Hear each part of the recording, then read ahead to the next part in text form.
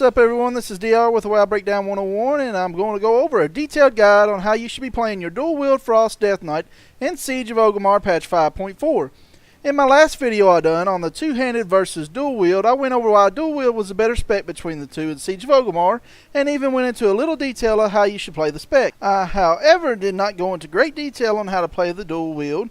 For that video, the link is below, or you can click on the annotation that is on the screen now. Let us get into it now, shall we? First off, what is the purpose of dual wield, and what puts out the most damage for a dual wield Deathknight? And the answer to that is our frost damage and abilities. Frost Strike and Howling Blast, along with our Frost Fever, that we really don't even have to worry about as a Frost DK, dual wield that is, due to the fact that we're always casting Howling Blast. If your Frost Fever ever falls off as a dual wield, then the cataclysm has came and you, my friend, have done something horribly wrong, and you should start repenting for your sins now. Now, I'm not going to go over how to gem and reforge, as there are add-ons and other websites that have already done the groundwork for you on that part as a dual wield Deathknight. Those are the basics, and I have linked where you can find that information in the section below the video. The new build, as they are calling it, is Master Frost Dual Wield. Now, some say that this is an easy face roll spec and that it is boring not using your Obliterate as a Dual Wield Frost DK. And while I do agree that it does not have the depth of a two-handed Frost Deathknight due to how Obliterate works, does more damage with diseases up. However, as I have said in the video before, they are going to remove that part of the gameplay depth in Warlord's Draenor anyways, which takes that part out of the game, making two-handed skill cap closer to the dual wield skill cap. There is still skill involved in getting the most out of your dual wield Frost Deathknight, which is what this guide will help you do. I'm going to get you on the correct mindset, and you will just put into practice, and you will see the results. Alright guys and gals, I'm going to take you on a little bit of a journey, and I'm going to take you into the mindset of the theory crafters and your world top players when they are trying to push the bar, getting the most out of a class and a spec. The first thing you will notice if you go to any of the guides that was put out in the beginning of Mr. Pandaria, they will tell you to use Obliterate to get rid of one unholy rune, which costs a Howling Blast as well if you use it on Frost, because it uses Frost runes and does a lot of damage.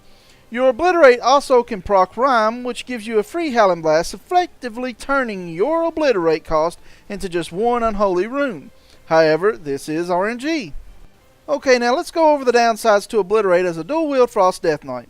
First, if it does not proc Rhyme, and you have ads out, which are 90% of the fights in Siege of Orgrimmar, then you're losing a Howling Blast that's just cost you a lot of damage. Now, let's talk about the big issue, and Mike Preach has even touched on it in his two-handed and dual wield beta talk video that you should also check out. Your auto attacks have a chance to proc Killing Machine, which guarantees your next Obliterate or Frost Strike to crit.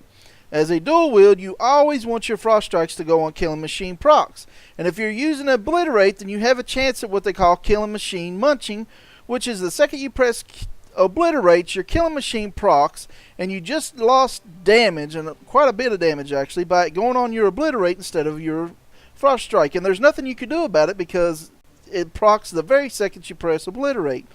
So, can we just not use Obliterate in our rotation? As a DPS, any resource sitting unused will cause a loss of damage in the long run and cause downtime, so we can't just have our unholy runes sitting there doing nothing. What else can we use those unholy runes on, and do we have a way of abusing those unholy runes?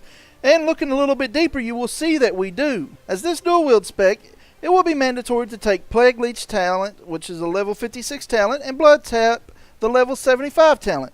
These two talents work beautifully together at helping you abuse unholy runes. As a dual wield Frost Deathknight, we want as many runes going towards Howling Blast as possible, as that is one of our premier damaging skills. These two talents help us with not having downtime, along with getting extra Howling Blasts. Plague Leech removes both your Frost Fever and your Blood Plague from the target and converts two fully depleted runes into death runes. The key to using this talent is those periods of downtime that you will normally have, it takes this away. Once you do not have any more Howling Blast, and you're not going to cap on runic power, or you do not have Killing Machine proc, you will want to dump your unholy runes fast with Plague Strike. You should have your Outbreak for at least half of your Plague Leeches, maybe even more. Once you Plague Leech, there's a chance of proccing your unholy rune into a death rune. This gives you an extra Howling Blast you normally would not have. One thing to keep in mind when you have a death rune in your unholy rune slot is to not use any unholy rune abilities until you have used that death rune as a Howling Blast. Now your blood tap will turn one fully depleted rune into a death rune as well, giving you another chance at turning an unholy rune into another Howling Blast. If you don't want to manage blood tap, then just macro it in with your Frost Strike and you will not have to worry about it. Now we have just eliminated the downtime by using Plague Leech. We no longer will ever waste a Killing Machine proc on Obliterate, and we will get extra Howling Blast during the encounter we normally would have never got. This spec and playstyle can and will feel spammy, but just getting the priority down, you will never get bored, and you will love the numbers that your Dual Wield Frost Deathknight pulls. Okay, so now let's break down your DPS priority with this spec, and you will find that the AoE rotation and the single target does not change much at all. So first, let's go over the single target. Your first priority is you're going to Frost Strike when you're about to cap on runic power, or when you have a Killing Machine proc. Killing Machine proc lasts a while, but you don't want to keep it sitting there because there's a chance that you'll miss out on another Killing Machine proc. So get rid of the Killing Machine as fast as you can. We'll get you more Killing Machine procs throughout the encounter. Number 2, Soul Reaper below 35% life. Howling Blast as your number 3 priority. You're going to get your Blood Plague up with Plague Strike or Outbreak. You're going to Frost Strike if you have nothing else to do. You're going to Plague Strike to dump your unholy runes. Now let's go over the AoE priority rotation. Number 1, Frost Strike when you're about to cap on runic power or when you have a Killing Machine proc. Number 2, Howling Blast. Number 3, you're going to Soul Reaper the ads that are about to die to get runes back faster. Number 4, Death and Decay. Number 5, you're going to get your Blood Plague up on your focused target only so that you can Plague Leech it for more Howling Blasts. Number 6, you're going to Frost Strike to get more runes for Howling Blast. Number 7, you're going to Plague Strike to dump unholy runes for a chance to get a death rune from them to use for, guess what, Howling Blast. Now the add-ons I recommend for your Dual Wield Frost Deathknight are going to be class timers to keep track of your trinket procs, your Pillar of Frost, so that you can line up as much damage as possible during those windows. Also keep track of your Frost Fever and your Blood Plague, because your Plague Leech will not work if 2 runes are not on cooldown and you don't have both dots on your target. Also use Tell Me When add-on to keep track of your Outbreak, Pillar of Frost, and Raise Dead cooldowns.